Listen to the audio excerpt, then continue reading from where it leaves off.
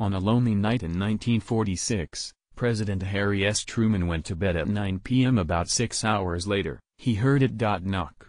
Knock.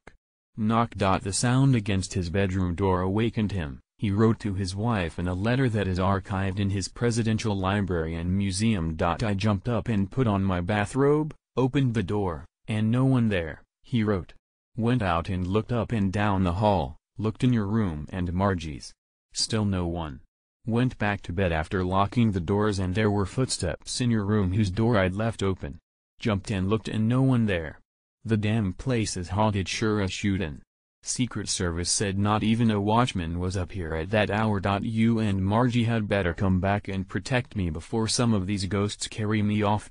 In addition to its political ghosts, the White House has long housed unsettling specters of a different, more bump-in-the-night kind, if numerous former leaders and their staff members are to be believed. Whether one embraces or mocks the paranormal, the many accounts that have spilled out of 1600 Pennsylvania Avenue over 2 centuries give ghosts an undeniable place in the country's history. They also make that address arguably the nation's most famous haunted house. The sightings, which have been documented in eerie detail by scholars and newspapers, involve a former president who appears when the nation needs a leader most, a daughter who pleads in vain to help her doomed mother, and a first lady who is, sadly, perpetually stuck doing laundry. Jared Broach is the founder of the company Nightly Spirits, which offers tours of haunted areas in several cities across the country.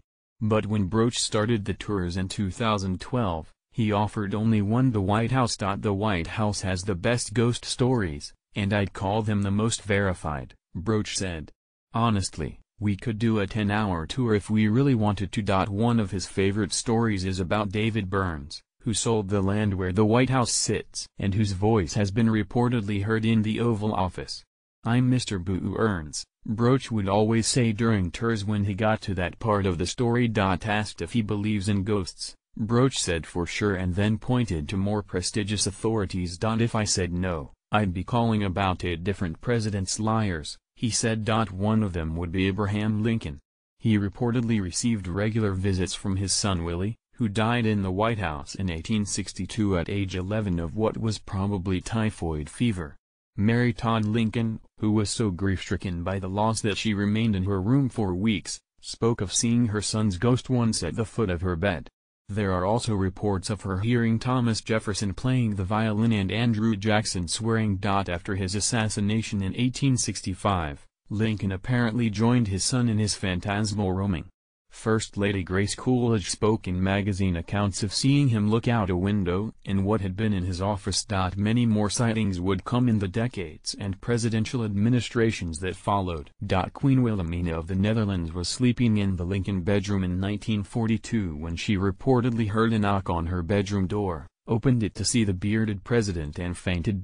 2 years earlier, British Prime Minister Winston Churchill, according to accounts, had just stepped out of a hot bath in that same room and was wearing nothing but a cigar when he encountered Lincoln by the fireplace. "Good evening, Mr. President," Churchill reportedly said. "You seem to have me at a disadvantage." In his research, Broach said he found that Lincoln seems to be the most common visitor among the White House's ghosts and also the one who carries the greatest burden. They say Lincoln always comes back whenever he feels the country is in need or in peril, Broach said. They say he just strides up and down the second-floor hallways and raps on doors and stands by windows. In a 1989 Washington Post article, White House curator Rex Skelton said that President Ronald Reagan had commented that his dog would go into any room except the Lincoln bedroom. He'd just stand outside the door and bark, Skelton said. Among other spirited stories are those about Annie Surratt. Some have sworn her ghost knocks on the front doors, pleading for the release of her mother, Mary Surratt, who was convicted of playing a role in Lincoln's assassination and later hanged. Mary Surratt, Lewis Powell, David Harold and George Atzerodt are hanged inside Fort McNair in Washington on July 7, 1865. Alexander Gardner / Library of Congress. There are also haunting accounts involving 2 presidents' wives. Abigail Adams was the first lady to live in the White House and used the East Room to dry sheets. Since her death, there have been reported sightings of her likeness in that area. She walks, according to the accounts, with her arms outstretched as if holding clean linens. Dolly Madison,